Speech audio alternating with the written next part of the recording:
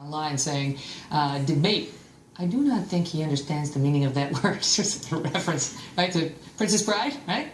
Joining me now to help with some fact-checking, Mark Thiessen, an American Enterprise Institute fellow and the former chief speechwriter for President George W. Bush. Mark, he says he does not care about the flack. He does care about is the fact that we are ripping families apart.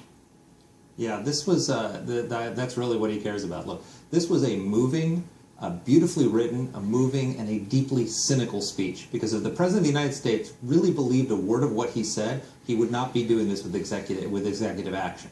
I mean, if you think about it, he's not trying to help illegal immigrants. He's trying to provoke a fight with the Republican Party. You know? And the money quote was, and I'll give it to you here, he said, meanwhile, don't let a disagreement over a single issue be a deal breaker on every issue. That's not how our democracy works, and Congress certainly shouldn't shut down the government again because we disagree on this. That's exactly what he wants. That's exactly what he wants the Republicans to do. He is trying to goad the GOP into self-destructive behavior. He wants them to shut down the government. He wants somebody to go out there and offer articles of impeachment. He wants somebody to go out there and say something bad about immigrants because he wants to rally his base and he wants to make the GOP blow itself up. And so this was a cynical use of the immigration issue to advance his political goals. You don't think he's interested in winning Republican votes at all?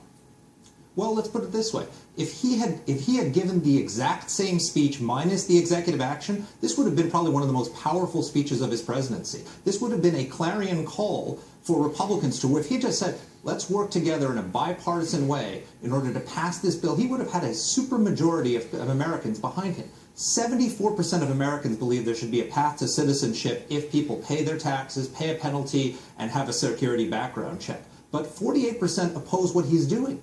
So if he had said, let's do this the right way, this was a call for legislation as opposed to an explanation of executive action, he could have rallied the country. But he's less interested in winning Republican votes than using immigration to drive voters away from Republicans. Well, it was interesting to see that only the cable nets even took the speech tonight. The main networks, you know, the mainstream media networks, ABC, CBS, and NBC said, we're not taking it. And they said, and the explanation in Politico today was because it's so overtly political. I mean, even the mainstream media recognizes that this is just politics. I mean, and it really is kind of, it's so. But he got on Univision. He did get on Univision. On that's the night right. of the Latin Grammys. Coincidences are amazing in politics, aren't they, Megan? Well, I mean, this is, you know, what does it tell us? It tells us that he is interested in, one, provoking Republicans, and two, rallying the base that abandoned him in the midterm elections. This is an effort not to right the immigration system, it's to right his political ship so that they can control the Senate after the next election and get their ducks in order for the 2016. Quoting scripture, talking about these immigrants who had come here and these moving stories. If all of that was for the purpose of a bipartisan effort, then it would have been beautiful. But it was done in a way that is completely not, it's unilateral, that is intended to blow up the process. He knows he's not going to get immigration reform passed. He talks about, are we a nation that accepts the cruelty of ripping children from their parents' arms? Or are we a nation that values families? Accepts the cruelty of ripping children from their parents' arms. To me, that struck me as ironic because he, by executive action, allowed children who had been brought here illegally by their parents made an unlawful move, to stay. He did that by executive action a couple of years ago. Now that those parents are still ostensibly being told that they need to leave, he says we're ripping the children from the parents' arms. It's like, well, the only reason the children and the parents are separating, if they are ostensibly, is because you said the children could stay, even though they've been brought here illegally. And who in his mind wants to rip children from their parents' arms? Republicans. Conservatives are trying to rip children out from their parents' arms. That's what the implication of that statement is. The reason we don't have comprehensive immigration reform today, why that bill didn't pass in the House last year, is because of his immigration policies. His last executive order spurred 50,000 undocumented children, unaccompanied minors to the border, which meant that any pro-immigration reform Republican couldn't possibly vote for comprehensive immigration reform. And now he's going to do it again, create another magnet to the border that's going to undermine reform. He knows this is not going to lead to legislation. We've got the lawyers here, and we're going to get into his obvious failure to explain his sudden realization that he has the legal authority to do this after 6 years of saying explicitly that he doesn't.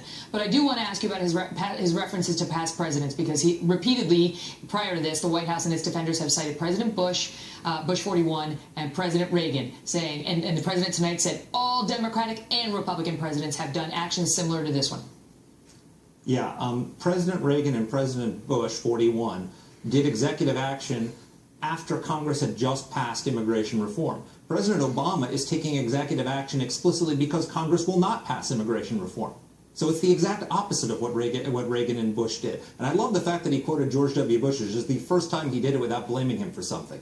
But that was cynical too. I mean, of all the times to pick George W. Bush, he's now using he's quoting him now. Well, this is a cynical effort. It was interesting because those presidents did what they did was Ronald Reagan granted true amnesty, where 3 million people received the right to stay here with the cooperation of Congress. It was a law, but then he needed to do an executive action to help implement that law, and then so did the person who succeeded him, George H.W. Bush. So they, with a law on the books, issued executive actions to try to implement that law, things that hadn't been covered, and then Congress said, all right, we'll do it. They ratified the actions, but then actually passed another law that said, just in case another president is thinking about doing this, we want to make perfectly clear, this is not your authority, this is ours, so stop doing that.